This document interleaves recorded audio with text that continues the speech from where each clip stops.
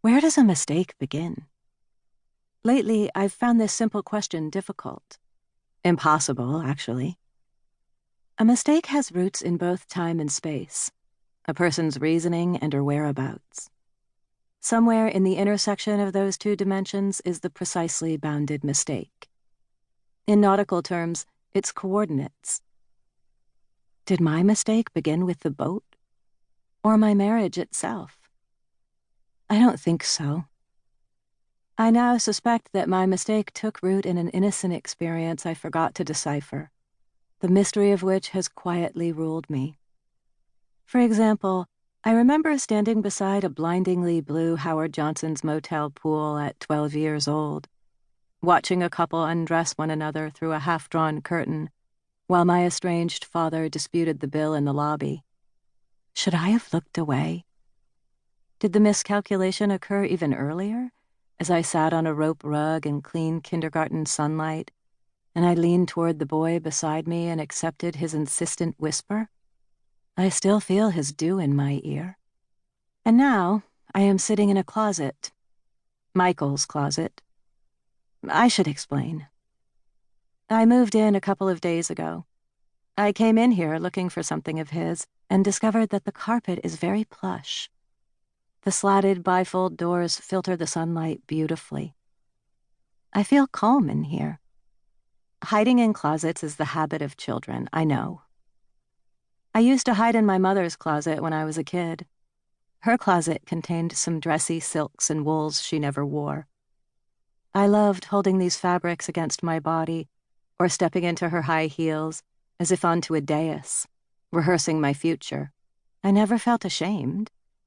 Surely there is some connection between seeking refuge in my mother's closet long ago and hiding in Michael's now, but that insight does not help me. Sometimes life just writes you tiny, awful poems. I am uncertain whether or not I can survive this day. I mean, if I want to. To go out, to go outside, requires preparation and composure. If I were to go out, to start walking around and seeing people again and going to the grocery store and getting on with it, invariably what someone would ask me is, "Do you wish you'd never gone?" They will expect me to say, "Yes, our journey was a mistake." Maybe that's what they hope I will say.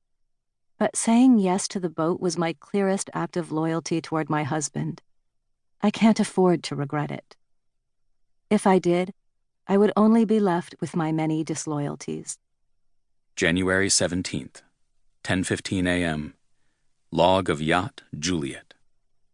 From Porvenir, toward Cayos Limones, 9 degrees, 33.5 minutes north, 78 degrees, 56.98 minutes west.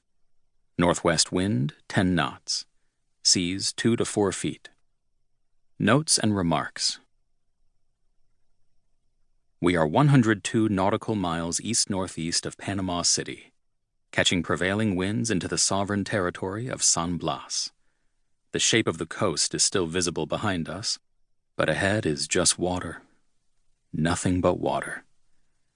That's when I realize there's only one ocean. One big mother ocean. Yes, there are bays and seas and straits, but those are just words, artificial divisions. Once you're out here, you see there's just one unbroken country of water. You would never feel this way on land. Not in our country. What a feeling. Generations of sailors have failed to describe it, so what are my chances? Me, Michael Partlow. Michael Partlow, who can't tell you the title of a single poem. Just ask my wife. Her head is full of them.